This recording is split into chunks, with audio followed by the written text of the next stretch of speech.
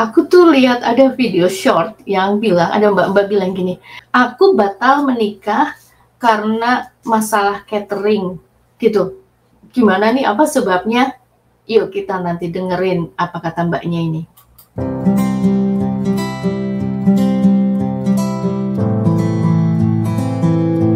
Oke teman-teman, mungkin kalian ada yang sudah pernah lihat atau ada yang belum. Saya puterin ini ya, klip shortnya si mbak ini yang udah siap mau menikah. Jadi dia udah pacaran, kemudian udah persiapan mau menikah, mereka batal nikah hanya karena catering. Apa nih penyebabnya?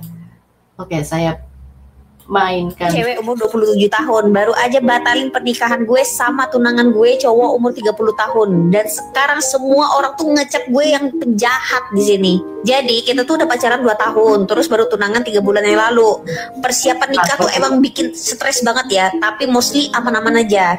Sampailah nih masuk ke tahap pilih catering. Nah, tunangan gue ini ngotot banget nih, pengen pakai satu catering yang katanya pernah dia tuh kerja bareng. Jadi tunangan gue tuh emang kerja di bidang event planning gitu. Awalnya gue nggak masalah kan, sampai gue tahu nih siapa orangnya yang punya catering ini. Ternyata si catering ini tuh mantan pacarnya yang dulu mereka pacaran selama 4 tahun, tinggal bareng pula, dan baru putus tuh pas sebelum dia ketemu gue.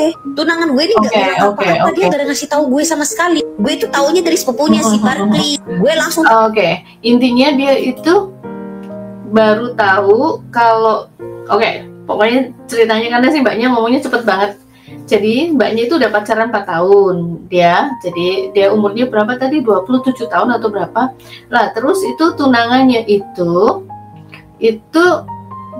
umurnya ya udah nggak penting lah ya umurnya berapa. Tapi mereka tuh sudah merencanakan persiapan untuk menikah. Nah kan, tinggal urusan yang catering itu jadi masalah karena si mbaknya itu nggak setuju dengan catering yang dipilih oleh suaminya. Karena apa? Ternyata di balik yang punya catering itu adalah mantan pacarnya si suaminya dulu, yang putusnya nggak lama setelah putus kemudian berhubungan sama mbak ini. Dan nggak cuma pacaran, mereka udah tinggal bareng lah segala macem, ya kan.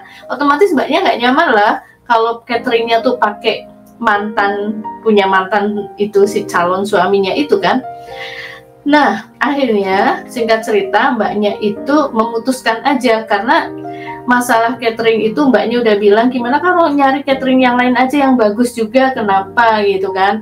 Mbaknya bilang kayak gitu, suaminya tetap kekeh maunya, kenapa sih soal catering aja nggak mau sama ini catering yang punya mantannya itu. Ya mbaknya nggak mau lah.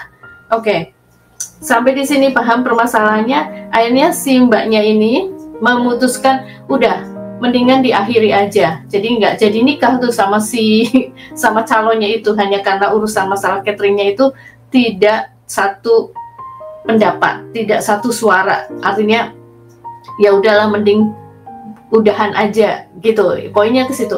Sekarang mari kita bahas masalah ini. Oke teman-teman, kalau saya pribadi, saya kok cenderung setuju dengan pilihan mbaknya ya. Karena apa? Pernikahan itu adalah hubungan 2 arah. Hubungan ini adalah kerja tim antara si suami dan istri. Kalau belum menikah ya berarti mereka si tunangan si calonnya masing-masing ini harusnya hubungannya itu seimbang, ya kan? Jadi baik pendapat suami maupun pendapat istri itu harus dihargai. Kenapa dalam hal ini saya cenderung ke pilihan mbaknya, mending memutuskan aja? Sebetulnya ini masalah kan bukan masalah besar ya. Masalah catering kan adalah satu faktor dari banyak hal yang mau mereka urus. Dari nanti masalah dekornya, masalah undangan, masalah apalah, banyak banget lah ya. Saya udah lama sih nikah, saya udah lama. Nggak kalian tahu yang persiapan nikah pasti tahu, banyak seabrek-abrek. Catering itu adalah salah satu faktor yang cukup penting, ya kan? Tetapi itu hanya salah satu. Kenapa? Ini pertanyaan saya, kenapa ini calonnya, ini tunangannya ini kok ngotot banget harus cateringnya si calonnya, si mantannya itu dulu, ya kan? Apakah nggak ada catering yang lain yang bagus juga? Itu kan jadi pertanyaan kita kan jadi mikir, kalau memang kalau memang nggak ada, oh adanya cuman itu karena kita di kota kecil, cuma itulah yang bisa menyediakan makanan sebanyak ini seperti undangan yang kita mau, mungkin saya bisa paham. Tapi saya yakin karena mbaknya juga udah menawarkan, kita kan bisa pakai catering lain yang cukup bagus, bla bla bla. Tapi si suami calonnya ini nggak mau, ngototnya harus cateringnya harus itu aja.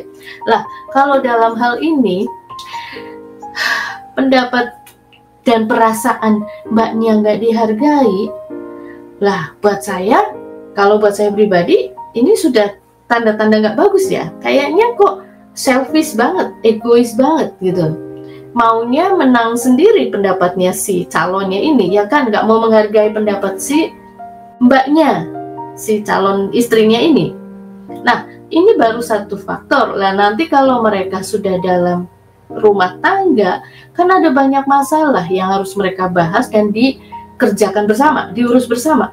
Lah kalau nanti si calon suaminya itu maunya pendapat dia aja yang harus dituruti, aku aja nih harus diikutin, nggak mau dengerin kata istrinya atau mendengarkan perasaan istrinya, lah ya nggak jadi. Saya yakin pernikahannya nggak akan bagus ke depannya, pasti hubungannya ada masalah.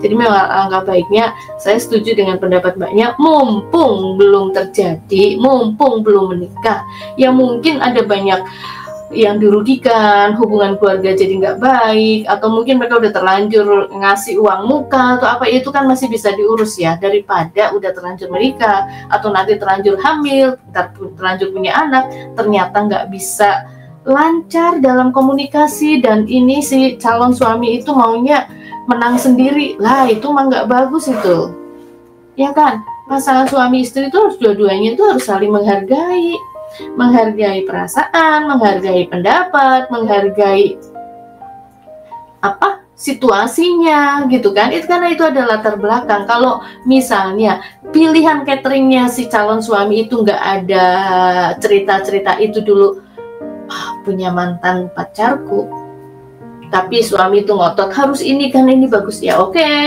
Mungkin si calon istrinya, si mbaknya ini harus ngalah, ya udah nggak apa-apa karena calon suaminya kan sudah bekerja katanya si calon suaminya udah bekerja lama di dunia, di industri apa kulineran gitu, jadi dia lebih tahu. Oke, berarti ya udah, karena nggak ada latar belakang si cateringnya ini kepunyaan mantan pacarnya, ya udah nggak apa-apa, si calon istrinya ini mbaknya harusnya ya oke-oke aja. Tetapi karena ada latar belakang ya mantan itu, ya harusnya dihargai dong perasaan calonnya ini. Oke, gitu ya teman-teman. Jadi teman-teman, kalau kalian di dalam posisi yang sama, ini hanya contoh kasus, tetapi kalian kok merasakan hal yang sama, loh kok nggak didengerin ya perasaanku, pendapatku, segala macam, itu udah red flag ya teman-teman. Kalian harus pikirkan ulang, apakah dia nanti kedepannya akan terus kayak gitu. Nah lebih baik diantisipasi mumpung belum terjadi, belum berlanjut ke melangkah ke yang lebih serius. Oke teman-teman, kayaknya segitu dulu. Kalian paham? Jadi kalian jangan terbawa emosi jiwa. Kalau cinta kayaknya udah nggak apa-apa deh, nanti kayaknya dia nggak akan gitu. Enggak.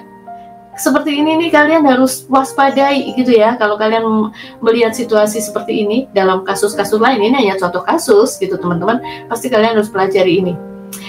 Begitu dulu. Kalian kalau punya pertanyaan silahkan tulis di kolom komen, atau boleh juga kamu hubungi saya di Santi Regan page, Facebook page. Di situ nanti kalau kalian buka page saya ada WhatsApp-nya.